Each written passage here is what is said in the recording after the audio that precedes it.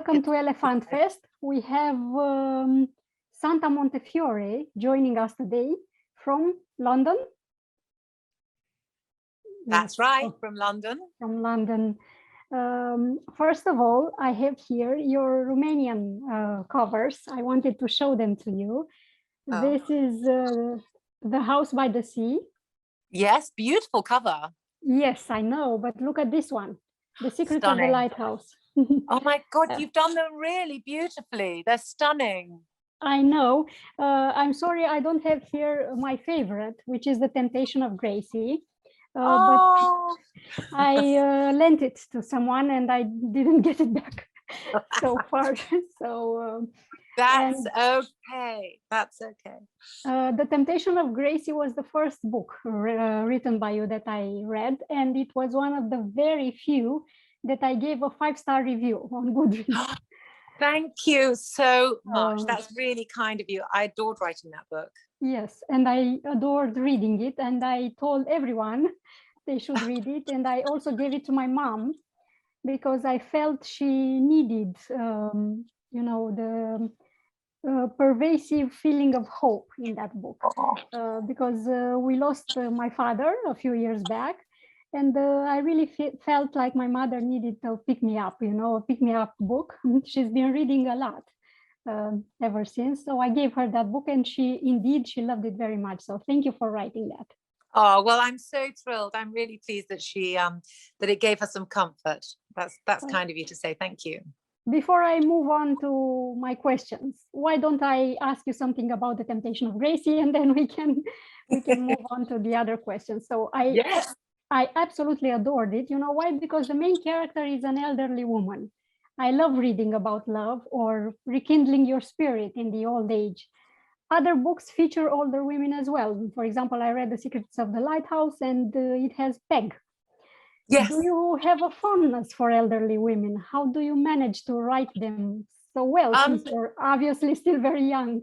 I love writing on a big canvas, and I love having a woman, an older person who's experienced so much of life, because obviously somebody in their 60s, 70s, 80s can look back over this vast canvas of their experience, and a lot of people grow in wisdom, and they become more philosophical. They're just wise. I mean, the old people I know are really wise. So, you know, Peg or Gracie. I think also, I'm sort of mumbling here, but also I think I like doing the generations. So I like having 3 generations. I like the grandmother, the daughter, the grandchild. I've just written Here and Now, that's out now in the UK. And that's also about elderly people with their children. I like the generations. I like the interaction of family. And I feel very tender towards old people. I love the fact that they've grown wise due to experience, and they give so much. I think they give so much tenderness to a novel. I loved writing about Gracie. She's one of my favorite characters ever. Mine too. And I also liked the interaction between all 3, grandmother, mother, daughter. Yeah, it's interesting because you get the 3 different perspectives of life. And, you know, I can identify obviously with I'm 50 now. I keep thinking I'm 40, but I'm actually 51. So I can identify with a woman in her sort of 40s and 50s. And I've got a daughter who's 20 years old, and obviously my mother. So it's just quite fun to have, you know, the interaction of the different ages. But I based Gracie actually on my aunt. She doesn't look my aunt necessarily, but my aunt was a really good ballet dancer when she was young, and her father forbid her to go on the stage. He was Irish and very strict and quite religious. And so she wasn't able to fulfill her dream of becoming a ballet dancer. And now she's in her 80s, and nobody would imagine that she'd ever been a really beautiful dancer. And I thought, so fascinating when you see old people in the street and you just write them off as being old. You know, they're old, they don't do anything. They hang around and they have coffee with their friends, and there they are in the street, and you just write them off. And actually, these people had rich and fascinating lives, and some had amazing adventures, and some had amazing jobs that took them all over the world, or they did really interesting things. And I just love the fact that you can look at a person and and just dismiss them, and actually you don't realize the richness of their experience and their lives. And so I wanted to show that in Gracie, that she had this wonderful secret past, and yet she looked very ordinary in her older age. Yeah, with a secret, an artistic secret past, you know. Yes. Like your aunt may have been, you know, secret ballet dancer. Yes, exactly. I love that. I find that really interesting. Now that you mentioned the Irish background of your aunt, I can move on to the Secrets of the Lighthouse. Yes. I actually read it, and I read it with an Irish accent. Did you? That's amazing. Because it was so fun, you know, and I actually looked Bolly Muldoon on internet. Of course, it doesn't exist. Only Connemara exists. Yes. And, I always make my places up. Yeah, well, that's a good idea, actually, because, you know, we might want to go there sometime, and it's better if your imaginary world remains imaginary. Well, I tell you, it's actually more because if I write about a real place and I don't get it correct, then people will write in and say, you say in 1944 on the 5th of September, there was a thunderstorm. Well, I remember the 5th of September and there was no thunderstorm.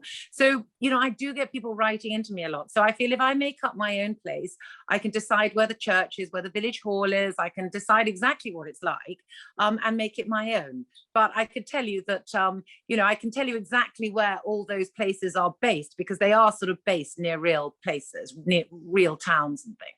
And where is Bolly? Well, the Connemara one, I didn't base it in anywhere specific. It was just Connemara. But the Deverell Chronicles, which I don't know whether are published in Romania yet, they're in County Cork, and they're around Bandon, because I went there, and I kind of had the vision in my head. But yeah, but the Connemara one, I don't think I based it near a specific place. I think I've been to Connemara. I used to spend a lot of my childhood holidays in Connemara. So in my head, it's there, but I'm not exactly sure where we used to go because I was a child. I felt cold all the time reading it, because it was so cold all the time, but still the characters loved it very much. So I think it is quite cold in Ireland a lot. Since this book was a bit on the spiritual side, I don't want to give away too much from the subject. It included ghosts. Are you a spiritual person? Do you believe in other dimensions? Yes, very much. So I'm very psychic. All through my childhood, I saw spirits a lot. I'd see them in the middle of the night. People assume, who don't really know, that ghosts come out at night. They don't come out at night. They're there all the time. They're a bit like stars. So we see stars at night, but we can't see them in the day, but they're still there.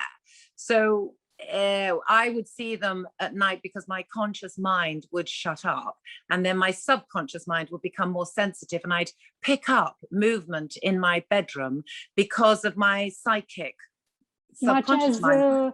The child in the book sees his mother once or twice. Exactly. That's the same thing. So that used to happen to me a lot when I was a child. Did anyone believe you? I didn't talk about it. I thought it was normal. I probably assumed everybody saw people in their bedrooms at night. I never really discussed it with anybody until I got into my teenage years. And then I discussed it with my father, who's very spiritual. And then we used to share books. We still share books, which is really fun. He's very into all of that as well. So I had my soulmate to talk to about these things. And I still see spirits now. So most of my books, certainly in the latter books, rather than the very early books, I write a lot about spirits, because to me, they're a part of my experience and they're a part of life. And I like including them, actually. To me, it adds a layer that is very important, because I believe very strongly that we don't die and that we move on, and that we can still come back and see the people we love. Basically, the people we love never leave us. And that's a message I want to get across in my writing. That's fantastic. And of course, you have a lot of inspiration. You know, you are very blessed to have this source of inspiration. You don't have to look it very far. Well, do you know, I was so lucky because when my sister died, she was 45. It was 4 years ago now. And I'd always seen spirits grow, you know, it was normal for me. So I assumed that when she died, I would see her. And yet months went by and nothing happened. And I was really, you know, frustrated because I so wanted to know that she'd got to the right place and that she was okay. And then about 6 months after she died, I woke up in the middle of the night and she was sitting beside me, staring at me. And I think she was going, Santa, Santa, Santa, Santa, Santa, Santa, like that, trying to wake me up. And it was such a wonderful experience that it wasn't until that moment that I realized what a gift it was, because before, the people that I saw, I didn't know. They just happened to be in my bedroom for whatever reason, but they weren't there for me. Whereas my sister came through, one of the only people that's actually come through for me. I've had an experience with 2 Argentine friends of mine that died, and they came through to me in a meditation about 6 years before. But usually it's not people I know that I see. I just wake up and see random people. So the fact that my daughter came through was really, not my daughter, my sister came through was absolutely astonishing, and just showed me what a wonderful gift it is. You must have felt really comforted afterwards. I did. It made all the difference. Did you share that with your parents? Yes, I shared it with my mother, and my sister had been wearing a baby pink t-shirt. And when I told that to my mother, she was astonished because she buried her in a baby pink t-shirt and no one knew. She hadn't told anybody what she buried her in. It just never came up in conversation. And so I think my sister projected herself in that baby pink t-shirt to show my mother that she was really there, because I knew she was there. I had no doubt. But, you know, my mother's a little bit more skeptical. And needs convincing. So that was quite an important and quite an amazing thing, actually. That's fantastic. You are lucky to have had such an experience. I think so.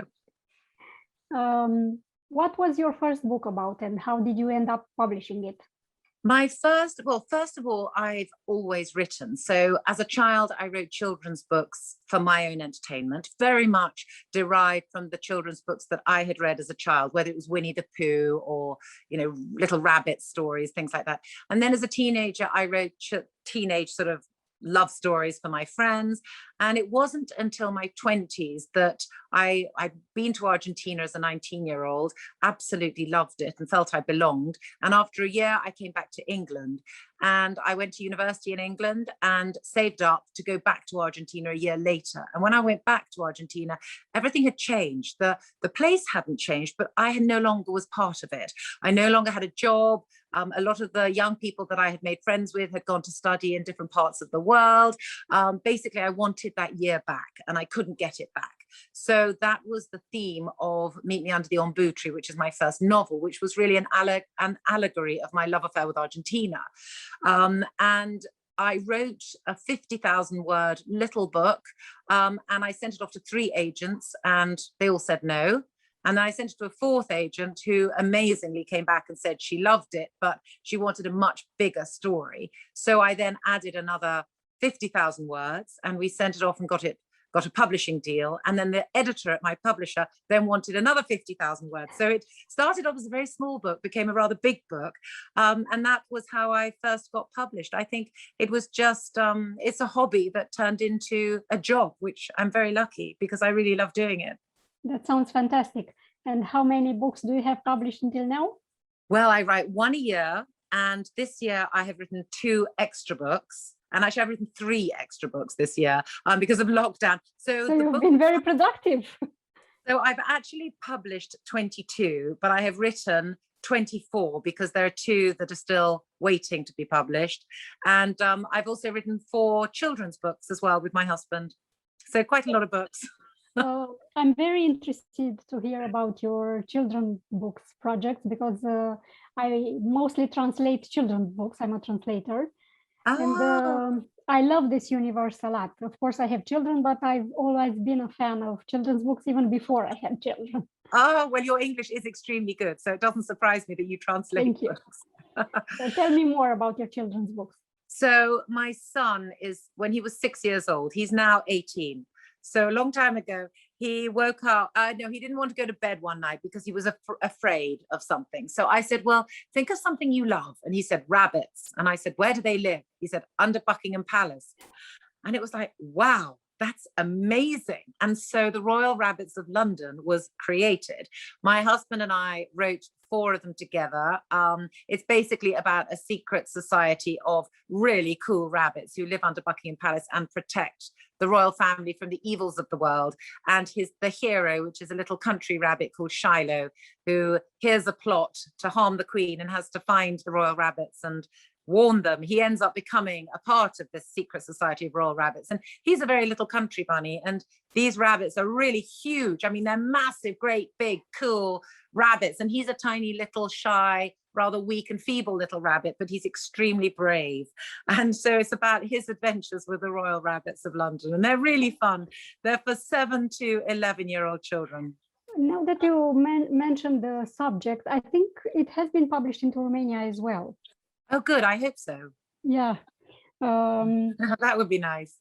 Because you mentioned you worked on this children's book series with your husband. Yes. I was curious. Do you ever exchange ideas or brainstorm together? So basically with my normal books, he actually can be very helpful because as a historian, my novels are often historic. So I'm able to say, okay, it's 1944, we're in Italy, where are the Germans? And so he can be quite helpful there. Also with my Deverell Chronicles, part of one of the characters goes to New York and becomes part of the mafia.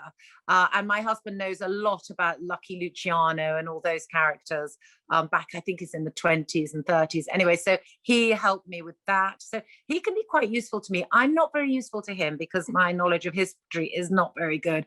But he writes novels as well. So I read his novels and I can definitely tell him, what I think about those. But the history, I can just tell him if I understand it. And if I understand it, that's a pretty good thing. Then he knows that at least the lowest common denominator is going to understand his book.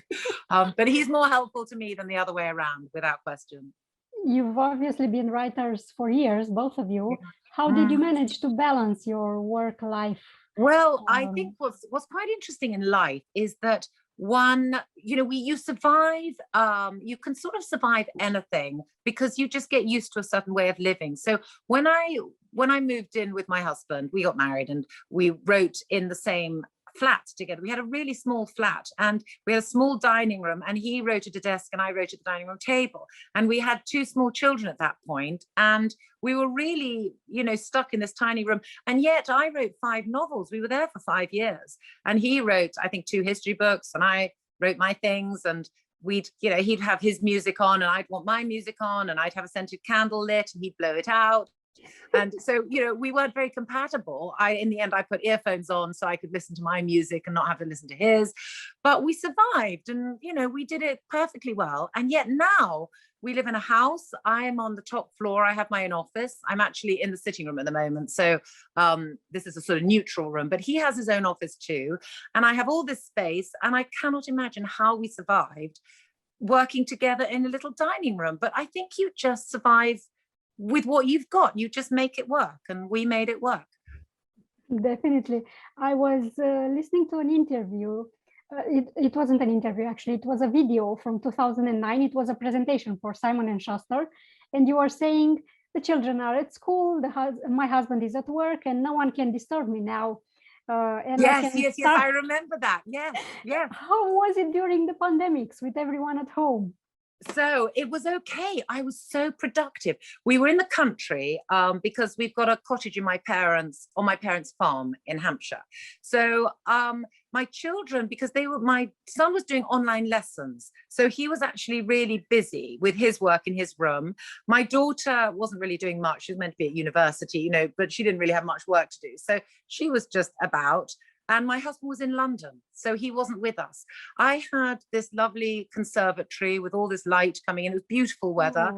And I just had nothing else to do but write. So I wrote a comedy, which maybe will come out in Romania, called Flappy, which is, anyway, that's out here now. And I've written the sequel for next year. And then I wrote another book. So actually I was really busy and it worked for me. I mean, lockdown, what I struggle with is finding time to write, because normally London's very busy. I want to go and have lunch with my friends. There's always something on. And so finding a day when I'm actually at my desk all day is quite a challenge. Whereas in lockdown, I had no temptations. I had nothing to do. So actually, I have been really productive. It really worked. Except making your own lunch.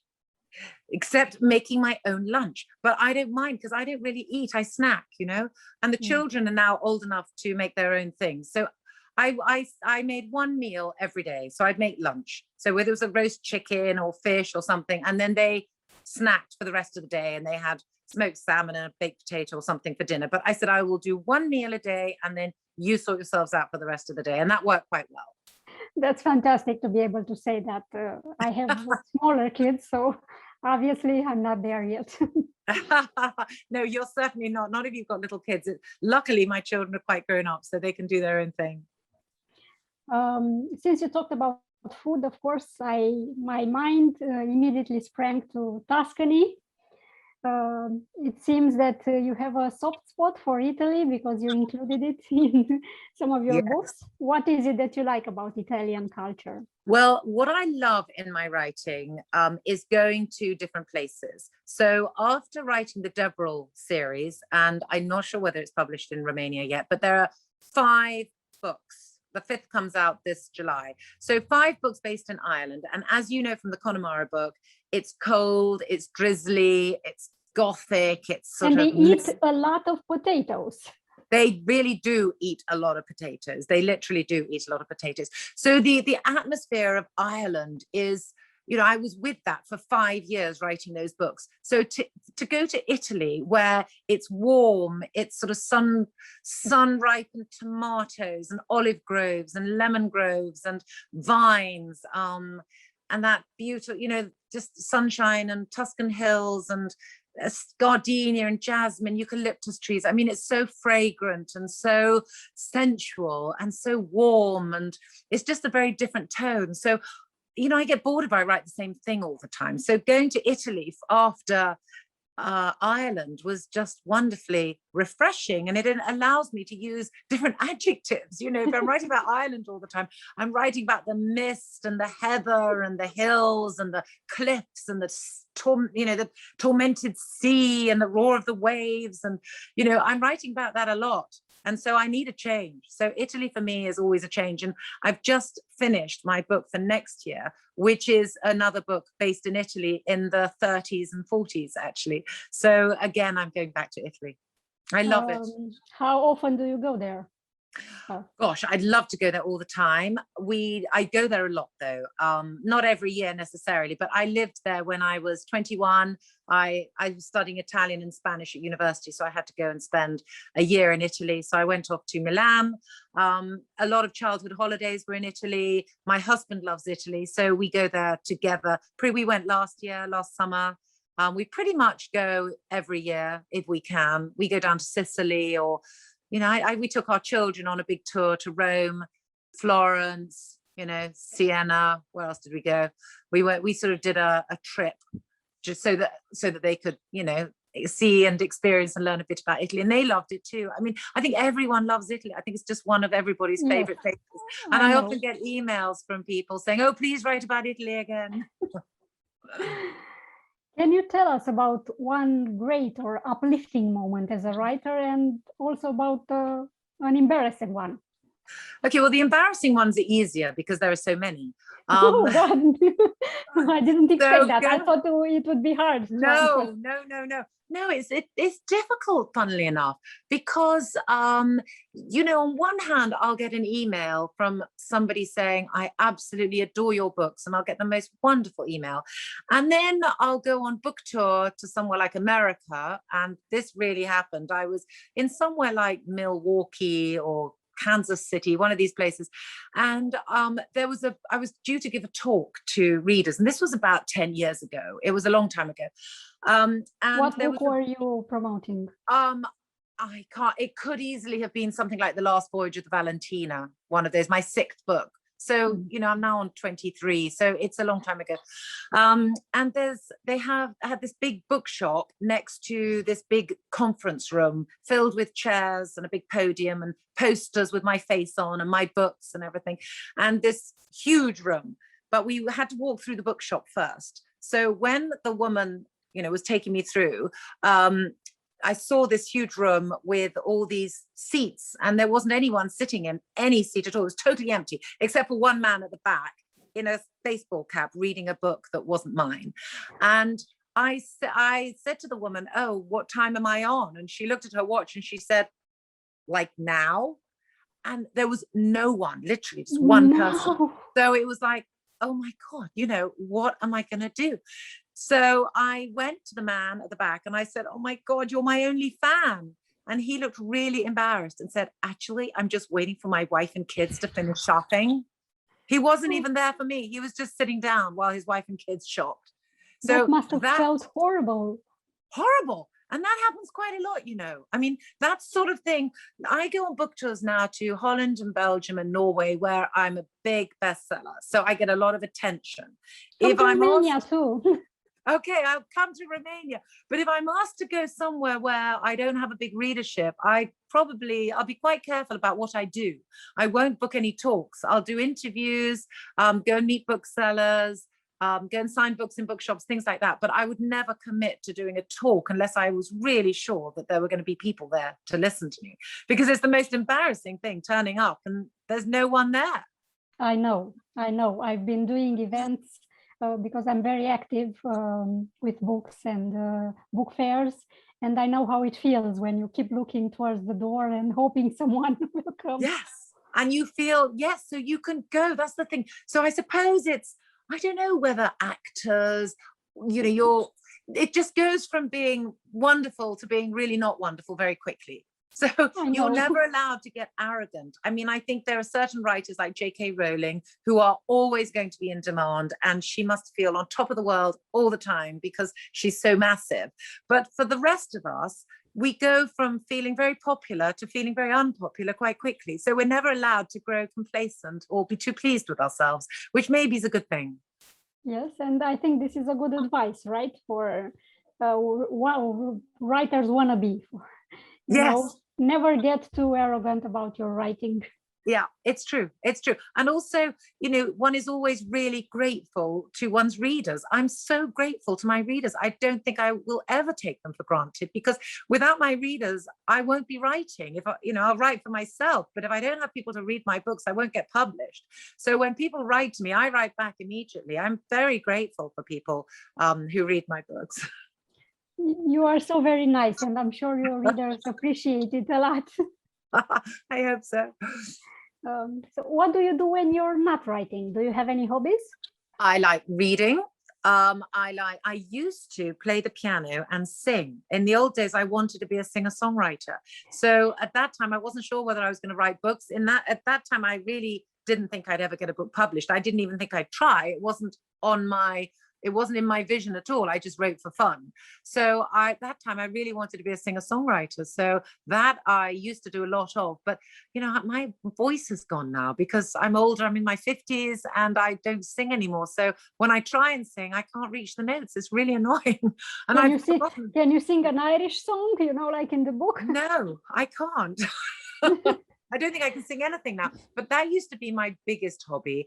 Otherwise, I think I'm always busy. I mean, I love, you know, I muck about in my house. I'm always rearranging things and sorting out books, or I'm very house proud. So I'm constantly in my house doing stuff. I don't really. Your husband let you rearrange his books?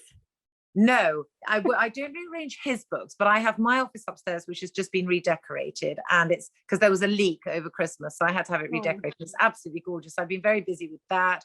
I think, to be honest, writing is my biggest hobby, that if I'm not writing my big book, which I do once a year, then I'm writing short stories for magazines, or I've written, another comedy. So I just love it. I think I'm always writing. I think that's probably what I do most of. How is it writing comedy versus writing drama? Very different, although most of my books have comedy in them. There are usually characters that are funny in the books, because if I'm dealing with heartbreak, unrequited love, if you think of the Temptation of Gracie, there's a lot of emotion in there. So you need to have funny minor characters who just give the reader a bit of entertainment and humor. So, and in fact, do you remember Flappy in the Temptation of Gracie, that ghastly woman? So the comedy is her, it's about her. It's called Flappy Entertains. So from that book, I thought it'd be really fun to write a series about Flappy, which I've done. So yes, writing a comedy, it's not, funny enough, it's not different in, one still has to sort of be very disciplined and sit down and write and all that. But I think it's much lighter, and I can be very silly. When I write my big books, I'm not so silly. I think the comedy, you can really be very silly, and you can write in a way that maybe I wouldn't get away with writing like that in my normal books. You literally can say, her breasts heaved with, the passion, or, you can kind of go very over the top in a comedy. I wouldn't write like that in my normal books, because I'm just being funny. While reading, do you read yes. while writing, do you read any fiction? I read a lot, but when I'm writing, I tend to read things for research. So, when I was writing The Temptation of Gracie, I had to read books about art. When I was writing The Secrets of the Lighthouse, I didn't have to do any research for that one. The Deverell Chronicles is all about the War of Independence in Ireland. So I had to do a lot of research about that. So I think if I'm writing one of those big historical books, I don't really have much time to read for pleasure. Right now, I am reading for pleasure, but I don't really have enough time to read for pleasure, because I'm getting the notes back now with the new comedy, the new Flappy one, from my editor, so I'm going to have to work on that. So I don't really have as much time as I'd like to read. I need a holiday. We need to open up the borders so that we can all go traveling again. Then I can lie on a beach and take my favorite novels with me. Let's sign a petition for that. I know. And it's raining here, let me tell you. So I think we could do with a bit of sunshine. What was the last book you read, a fiction book? The last fiction book I read, God. Don't worry if you don't remember. No, do you know what? I can't even think. It's been so long. I've been so researching. My Italian book is Italy in the War in the 30s and 40s. So I think probably the last one was The Garden of the Pinci Continis by Giorgio Bassani. But I read that as a student, and when I was 20 years old, and now I was reading it again. So I think but I was reading it for research, although it's the most wonderful book. It's one of my favorites. So I have all these fictions piled up on my bedside table. I'm reading, though, a lot of esoteric books. I read a lot of books about like Eckhart Tolle and Joe Dispenza, and spiritual books. I really love those. So I've got a few of those piled up I'm reading a bit more about that now, actually, than fiction right now. I want to check, a myth about how they say that children will become readers if they see their parents read. Your children, did they read a lot, or do they read a lot?